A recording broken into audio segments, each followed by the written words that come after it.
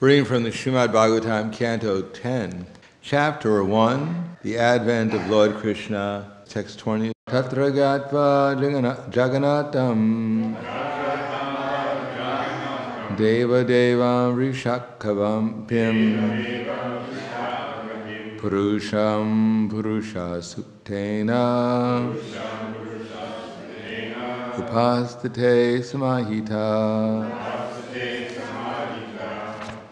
After reaching the shore of the ocean of milk, the demigods worship the Supreme Personality of Godhead, Lord Vishnu, the Master of the whole universe, the Supreme God of all gods, who provides for everyone and diminishes everyone's suffering.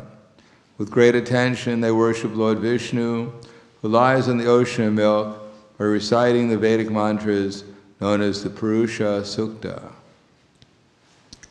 Purport. The demigods such as Lord Brahma, Lord Shiva, King Indra, Chandra and Surya are all subordinate to the Supreme Personality of Godhead.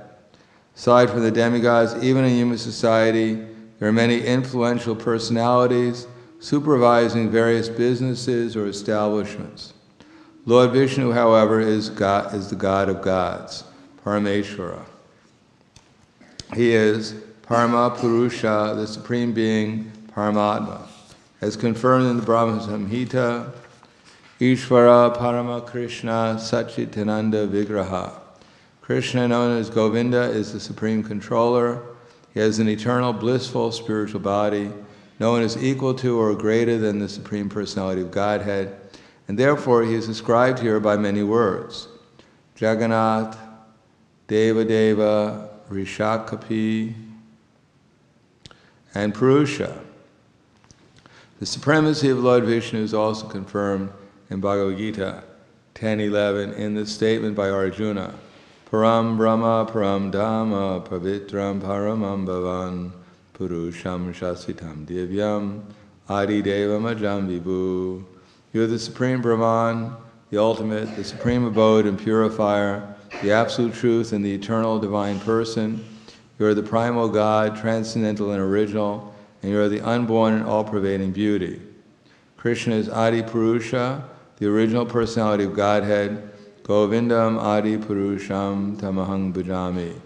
Vishnu is the plenary expansion of Lord Krishna, and all the Vishnu tattvas are Parameshvara, Deva Deva. So the text again.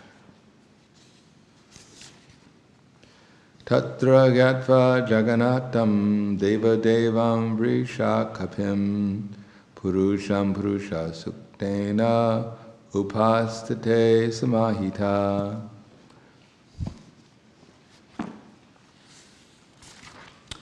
After reaching the shore of the ocean of milk, the demigods worship the Supreme Personality of Godhead, Lord Vishnu, the Master of the whole universe, the Supreme God of all gods, who provides for everyone and diminishes everyone's suffering.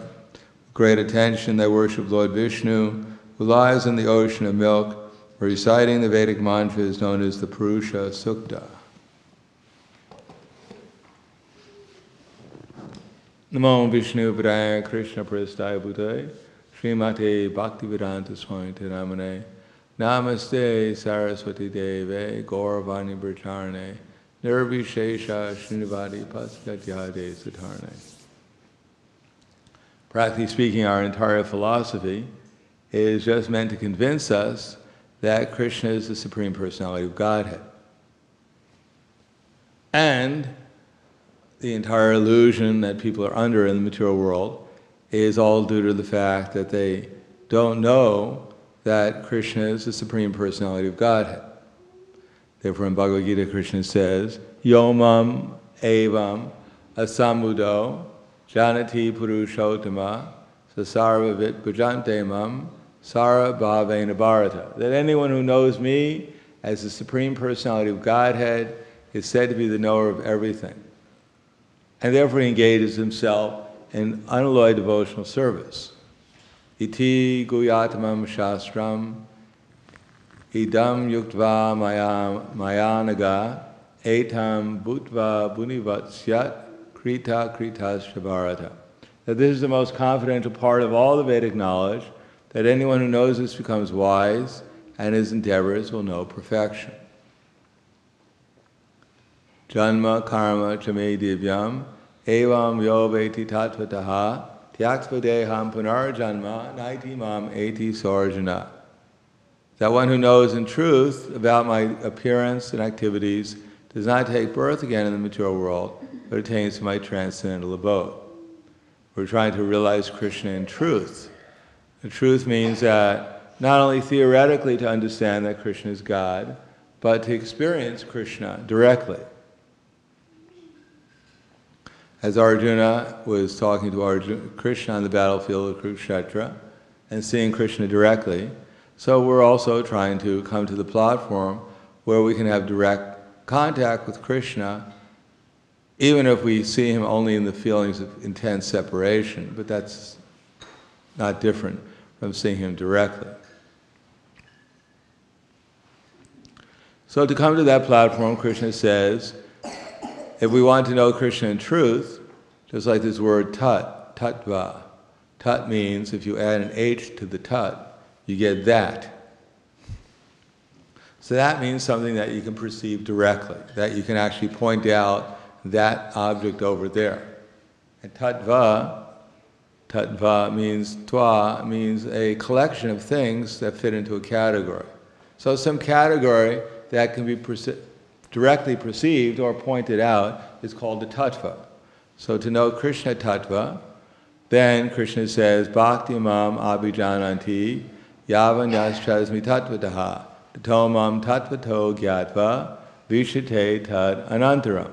That one can know Krishna in truth or directly perceive him only through the process of unalloyed devotion. And when one is actually absorbed in such unalloyed devotion, then one can gradually enter into the mystery of understanding Krishna.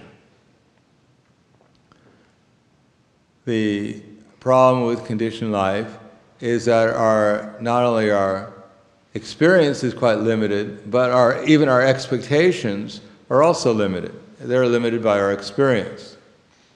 Faith is actually another way of saying experience.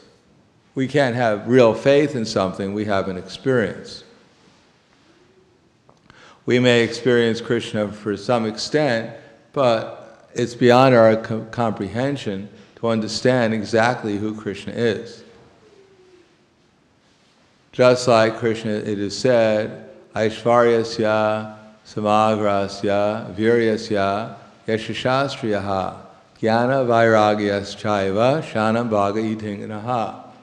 Krishna is complete in 6 opulences, namely Aishvarya, which is wealth, Aishvaryasya, Samagrasya, or we could say Aishvarya means all opulence. Aishvaryasya, Samagrasya, Virya, Yasha, strength, and Yasha, fame. Viryasya, Samagrasya, Aishvaryasya, Samagrasya, Viryasya, Yashasha, Striyaha, and beauty. Jnana, knowledge, vairagya, and detachment. Jnana, vairagya, Aishvaryasya, Samagrasya, Viryasya, Yashashastriyaha, Jnana, vairagya, chaiva, Shanam Bhagavatam. So Krishna has all these opulences, but unlimitedly. Of course, with our present vision, we cannot see Krishna holding up all the universes with his energy. Nor can we understand directly Krishna's renunciation. Nor can we see how beautiful Krishna actually is. Nor do we know how famous really Krishna is. We can't go to the higher planetary systems and ask people, do you know Krishna? But what we can do is hear from Krishna in Bhagavad Gita. And in that basis, we can see how much knowledge Krishna actually has. If Krishna's knowledge is unlimited, then the words he speaks, such as Bhagavad Gita, every time we read them, we should discover some more information. If you read, now we're going to have Christmas. They have this, I think it's called a book, was there a book? By Charles Dickens called The Christmas Carol. And usually they put it on television every year. You've all seen The Christmas Carol? Uncle Scrooge. What is it? Tiny Tim. They still put it on television every year? Oh yeah, they probably have a more modern version than what I saw, hopefully. Oh, they do. That was probably the best one. I think Uncle Scrooge put it out, so he doesn't. They still play it, so they have to still get some money from it. In any case, we can see it again and again, and we don't learn anything new.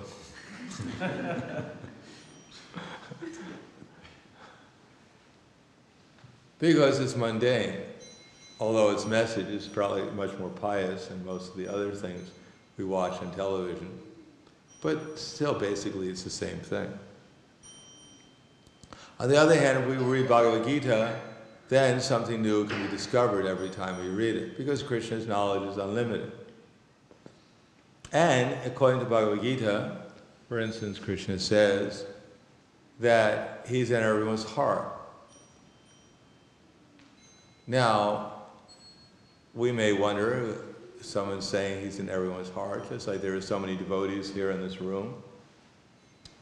We're within the heart of this body, but to conceive that someone is in everyone's heart in this room would be quite mystical.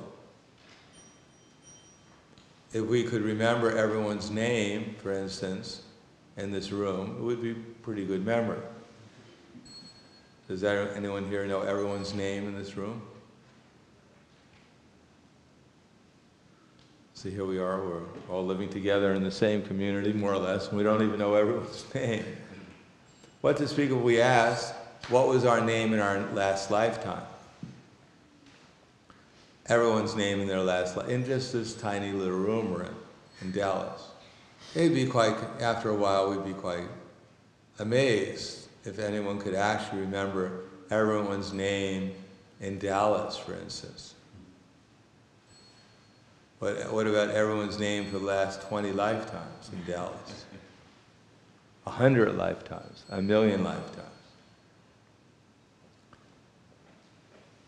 So to consider that there could be a person who knew everyone's name, not only on this planet, but not only the human beings, but every insect, every bacteria, what their name was, not only in this lifetime, if they had a name, or in millions of lifetimes, who they were. Billions of lifetimes. Not only in this one universe, but in all the universes, and all the coverings of the universes, all the spiritual universes. And if you asked him, he can immediately tell you. He wouldn't have to look it up in some kind of folder he had, or some kind of computer. So, such a knowledge is completely inconceivable. Not only the names of the living entities, but where every atom in the ocean was since time immemorial.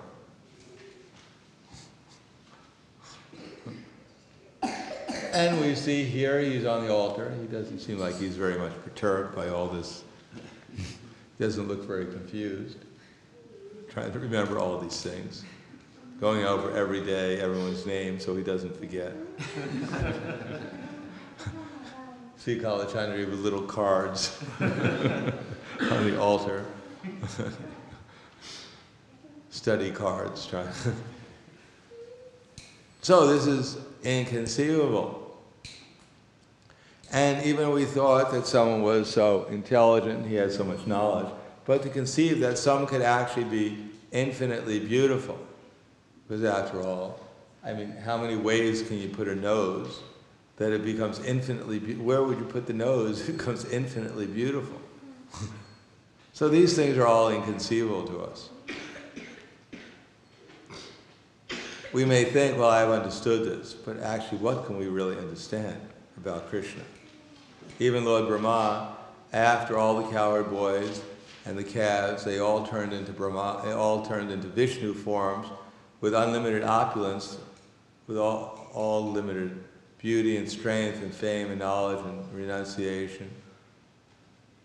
And he became so bewildered because there were so many Vishnu forms, and Shivas came, and Brahmas came, and all the creations came and time came, he became completely bewildered that Krishna had to cover him. Brahma, with 4 heads, who's created the universe, he became bewildered just trying to understand a little bit about Krishna's opulence. And of course we think, well, I already know about Krishna. We come here every day and we see he's on the altar. Doesn't go anywhere. Plays the same old tune, I think. So this is part of our conditioning. We think we know Krishna, but actually we don't really know very much about Krishna. Because if we actually were aware of Krishna, we become aware of our real selves, but we're not aware of our real selves. We're not aware of even the fact that we have by nature pure consciousness. We're by nature blissful. Instead, we're struggling in the material world, trying to maintain this body and perform a little sadhana so that we can gradually understand a little tiny bit about Krishna. We may think, well, I already chanted my rounds, I get a little happiness about Krishna, but it wasn't what I expected. That's because we don't really know what the happiness of Krishna is, becoming conscious of Krishna is. It is said by Prahlad Maharaj that if the happiness of Brahman was multiplied 1 trillion-fold, think about that, and Brahman, if you multiply our happiness in this material world, presently that we're experiencing, millions of times, it wouldn't equal to a fraction of the happiness in Brahmaloka.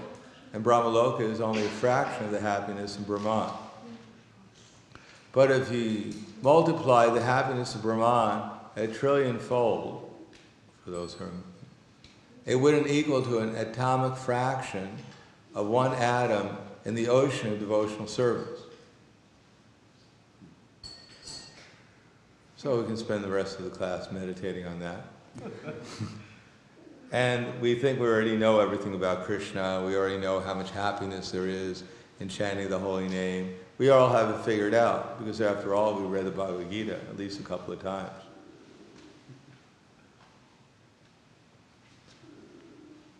This is part of our, this is how we can see we're influenced by the mode of ignorance. We look up in the sky and we see the sun floating in its orbit, and we assume, it's just a big ball of fire floating in the orbit. We don't understand how Krishna, by his mercy, has put the sun there to supply heat and light to the universe, and therefore give us the opportunity to perform devotional service and gradually realize our relation with him. Instead, we take everything as very ordinary. But for one who's factually conscious of Krishna, everything becomes extraordinary. It becomes a world of wonder. For us in the conditioned life where we're very dull, because we're like being anesthetized by the illusory energy, everything is very boring and commonplace and hackneyed, and we've seen it all. So that means we're just being influenced by the lower modes of nature. Even in the mode of passion, people have some kind of passion and enthusiasm for something. People will go through great austerities, wake up early in the morning so they can go and play golf. I remember when I was younger, I used to go play golf with my father when I was probably 7 years old. We'd wake up like 3 o'clock in the morning, because otherwise everyone woke up at 3 o'clock in the morning, wanted to play golf, because the golf courses were so packed with people, enthusiasts. And there was no problem getting up 3 o'clock in the morning and going and waiting online so we could finally hit that little ball with that stick, enjoy the ecstasy of our sadhana. But for the devotees, people who are willing to do that, to hit a ball with a stick into a little hole, they're so enthusiastic to do it. But sometimes the devotees, it's too austere to get up early in the morning and see God. The same old God.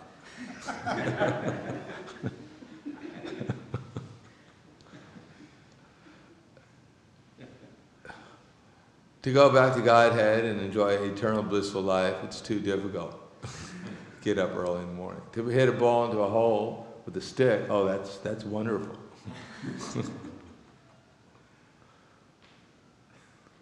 So that's because we haven't understood very much about not only Krishna, but even the process to realize Krishna. And we haven't understood even what our present state is. We're imagining that we're somewhere where we're really not. We imagine because I practiced devotional service for some years, therefore I must by now be out of the mode of ignorance. I must be approaching something near goodness. But we don't even know what passion is, practically speaking, in Kali Yuga. It's the age of ignorance. We're trying to approach passion. Just get a little bit of enthusiasm to do something for Krishna. In any case, we have to hear daily about Krishna as being God and what it actually means, so that our reverence towards Krishna increases.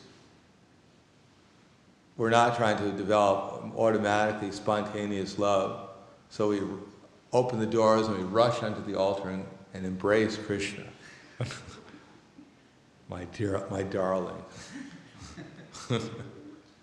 No, we're trying to develop a little bit of reverence. So when we look at Kalachandji, Radha Kalachandji, although we may see how benevolent they are, but we should also give them some respect. They're just not ordinary, they're not statues to begin with, nor are they just like ordinary statues. Or even if they're God, they're not God we can conceive of. How Kalachandji is in everyone's heart. Not only here, but in everywhere. And therefore, to try to understand what he wants us to do and how he wants us to do it, if we pray to him like that, then gradually he'll give us some intelligence.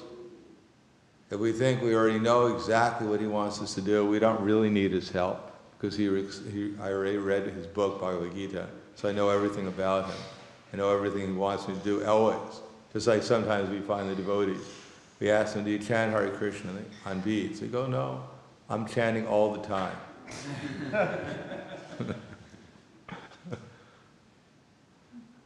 Yeah, right, you're surely chanting all the time, right? You don't need beats. You don't even need the Hare Krishna movement. You were born a pure devotee.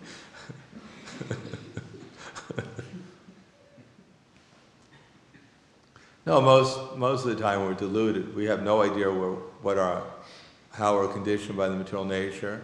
We have little idea how to get out of our conditioning. And we're puffed up because we think we've understood everything already.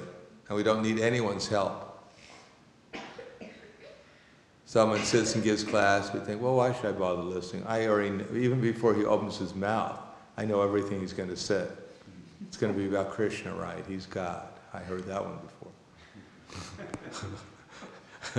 Then when he runs out of things to say, he'll tell us we're not the body again. Yes, I'm not the body. And then when he has nothing to say, he says we're spiritual souls. And we should surrender to Krishna. Surrender. Or else you're going to hell. That's when he gets frustrated, when everyone falls asleep. Then the fire and brimstone comes out. But if we hear Bhagavad Gita, Srimad Bhagavatam regularly, and develop some reverence, then when we read these books, then whenever we're performing our activities, we might become a little bit enlivened and animated to do something a little bit nicer for Krishna. Not every time I go to class, it's the same old thing, and I get out of class, it's the same old thing. If everything is dull, lifeless, if we already figured out everything, then the result is we have no enthusiasm to improve our devotional service. We become careless. We don't even notice what we're doing, because we think we've understood everything. But if we get a little reverence, then we'll become more observant, a little bit more cautious before we do something, a little bit more thoughtful, and then there is an opportunity to do things a little bit nicer for Krishna in our lives. And by doing that, Krishna reveals himself a little bit more, and we make a little bit more progress. And at the end of the day, when we fall in love with Krishna, we won't think, oh, I fell in love with Krishna. It's just like, so what? Even in the material world, if someone falls in love with someone, it's extraordinary. They write books about it, they have movies about it, they talk to their friends about it. So we actually fall in love with Krishna, then our real life will begin. The difference is when we fall in love with someone in the material world, it's only temporary. But when one falls in love with Krishna, at every moment, well, it increases one's feelings of love for Krishna, and that goes on perpetually.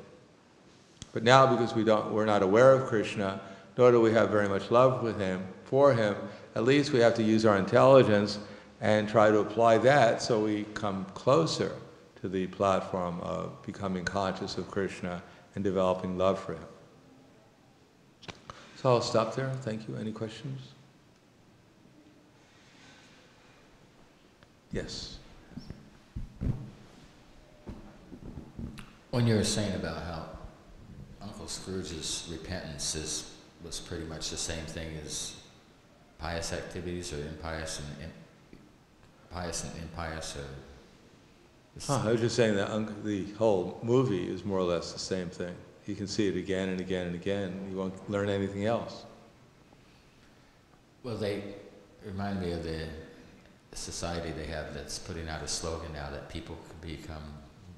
many people are good without God.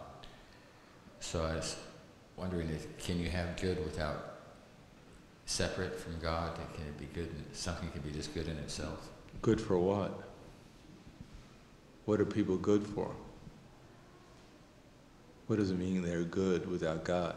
Good for what? What do they mean by good? You can eat a chocolate bar and say, this is good.